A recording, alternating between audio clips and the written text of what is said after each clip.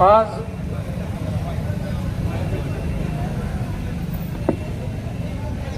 आपण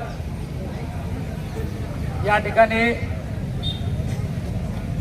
विद्यार्थ्यांच्या आंदोलनाला, जो दिल्लीमध्ये सुरू असलेलं विद्यार्थ्यांचं आंदोलन, त्याला पाठिंबा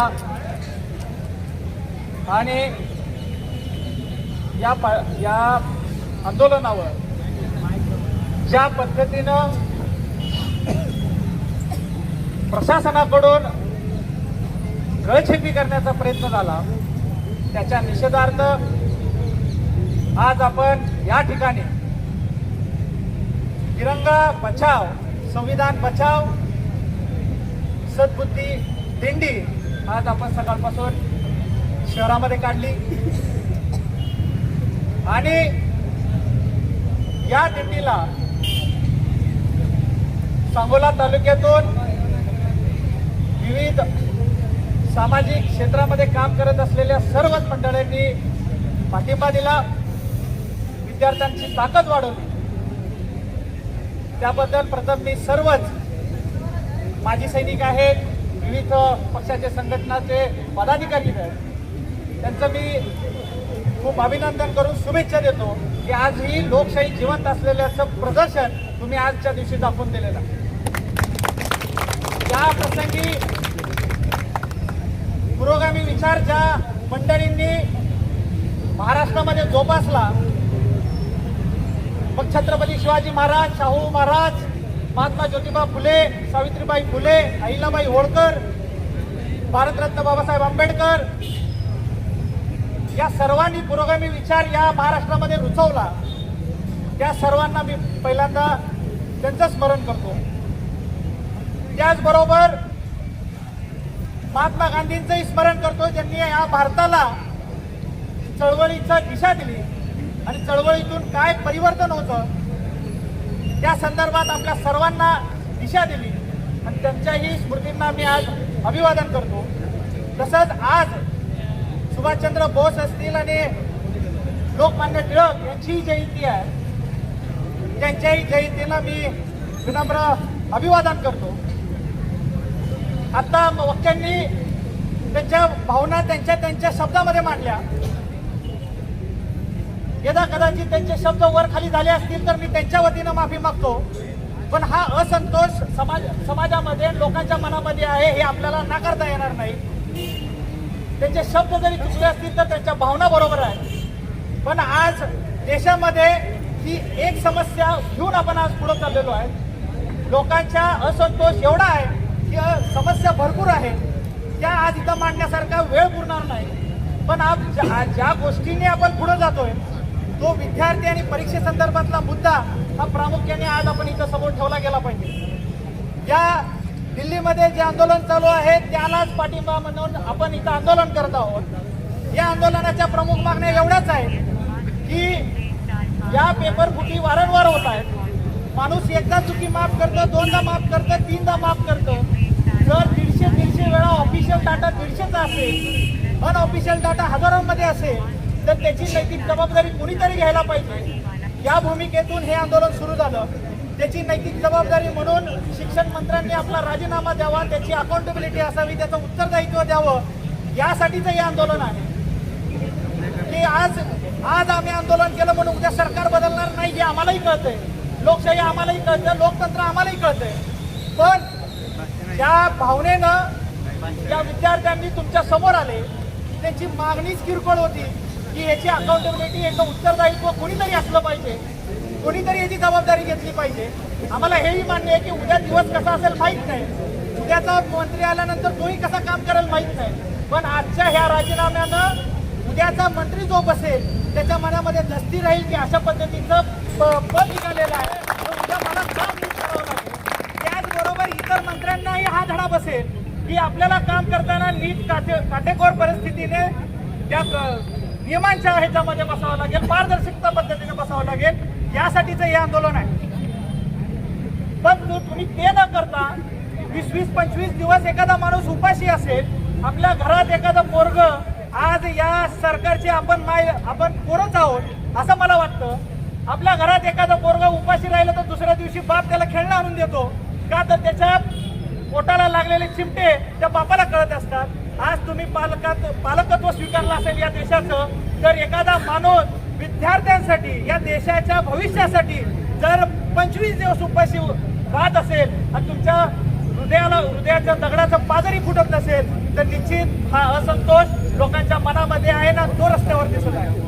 आणि त्याला तुम्ही थोडंसं जाऊन विचारपूस करण्याच्या ऐवजी तुम्ही अमानुष पद्धतीनं जो लाठीचार्ज केला, तिथं तर 18 वर्षापेक्षाही कमी वयाची मुलं होती, तर मग तुम्ही तिथं त्यांना बॉक्सो लावणार आहे का, हाही प्रश्न निर्माण होतो.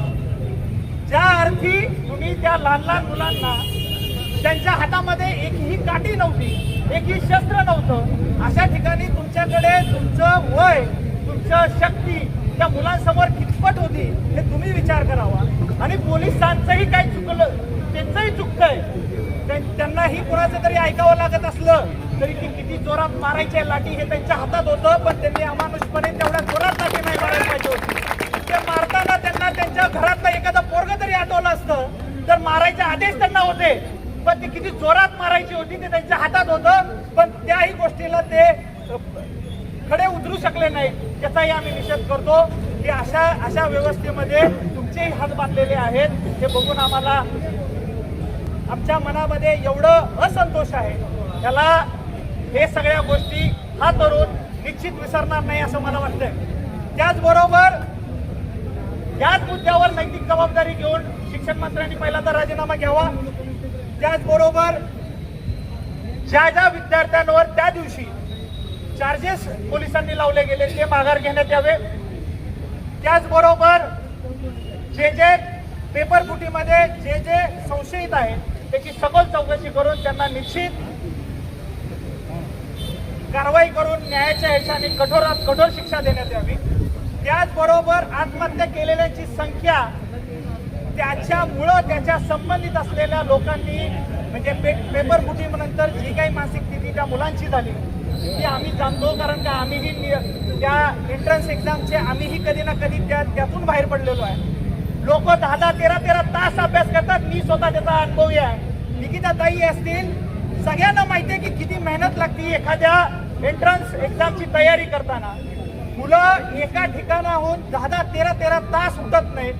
अशा परिस्थितीमध्ये कोणीतरी येणार, पेपर फोडणार आणि ज्यानं वर्षभर 10-13 तास एका ठिकाणी बसून अभ्यास केलेला आहे त्याच्यावर काय मानसिक परिस्थिती निर्माण होते. आणि त्या भावनेतून ज्या ज्या विद्यार्थ्यांनी आपला जीव गमावला तर त्या विद्यार्थ्यांना त्यांचं कंपन्सेशन, त्यांच्या पालकांना कंपन्सेशन मिळालं पाहिजे, ही एक मागणी आहे.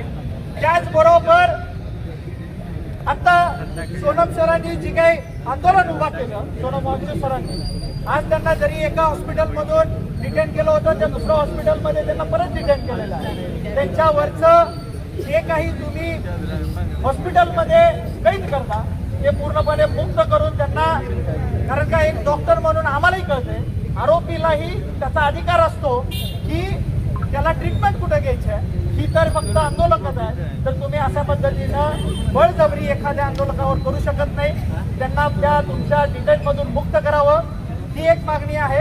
आणि जो काही 20 तारखेला 20 जुलै रोजी झालेला जो काही लाठीचार्ज आहे त्याचं कोणीही समर्थन करणार नाही. आज दुर्दैव वाटतंय की तालुक्यातील एकाही माजी लोकप्रतिनिधींनी यांना सहभागी व्हायला पाहिजे होतं. एवढी मोठी घटना घडलेली आहे. आज दिंडी जरी विठ्ठलाच्या दारी जात असेल तर आमची दिंडी आमच्या उद्याच्या भविष्यासाठी आजच्या सांगोल्याच्या तहसील कार्यालयामध्ये झालेली आहे. त्यामध्ये निश्चित त्यांनी सहभागी घ्यायला पाहिजे होतं. आणि सहभाग घ्यायला शक्य नसेल तर त्यांनी व्यक्त तरी कुठं ना कुठल्या माध्यमातून, आज सोशल मीडियाच्या माध्यमातून व्यक्त होतं, तर एकानेही व्यक्त झालेलं नाही. ही दुर्दैवाची परिस्थिती आहे. अशा पद्धतीने समाज कोणत्या बाजूला चाललेला आहे या पद्धतीची भूमिका आहे.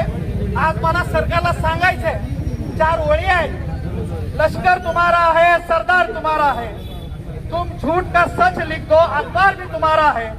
इस दौर की फरियाद चाहे तो कहा जाए, कानून भी तुम्हारा है, दरबार भी तुम्हारा है. त्याचबरोबर मी मुलांना आणि इथं सहभागी झालेल्यांना, हे बघणाऱ्यांना आणि घरी असणाऱ्यांना त्यांनाही आवाहन करतो की जे खुदिराम बोसांनी म्हणलेलं आहे, लढो, लढ नहीं सकते तो बोलो, बोल नहीं सकते तो लिखो, लिख नहीं सकते तो साथ दे दो, साथ नहीं दे सकते तो कम से कम जो काम कर रहे हैं उनका मनोबल बढ़ाओ, और मनोबल बढ़ा नहीं सकते तो उनका मनोबल मत तोड़ो, क्योंकि वो आपके हिस्से की लड़ाई लड़ रहे हैं। तो ह्याच्यातून हे समजतं की आपल्याला जिथं होईल तर तिथं आपण जर अन्यायाविरुद्ध आवाज उठवू शकलो नाही तर आपण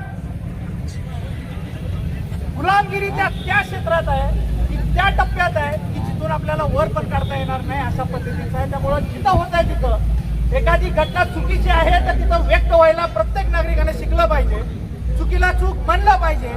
आणि भविष्याच्या पिढीला मी सांगतो, आज हा मी वारंवार संयोजकांनाही सांगितलं, कुठलाही राजकीय मुद्दा आणायचा नाही याच्यामध्ये, कारण काही विद्यार्थ्यांची लढाई आहे। पण उद्याहून या विद्यार्थ्यांना जर राजकारणामध्ये यायचं असेल तर मी एकच सल्ला देईल, अशी जर घटना तुम्हाला आणायची नसेल तर तुमचं राजकारण मध्ये पडत असताना, समाजकारण मध्ये पडत असताना तुम्ही तुमची आर्थिक तरतूद, तुमचं आर्थिक स्तर हे तुम्ही नीट करून मग राजकारणामध्ये उतरा। नाहीतर तुमचं जर समाजकारण आणि राजकारण हे जर समाजकारण, राजकारण, अर्थकारण या ह्याच्यामध्ये बोललं गेलं तर निश्चित हा सगळा गोंधळ भविष्यामध्ये पण होईल।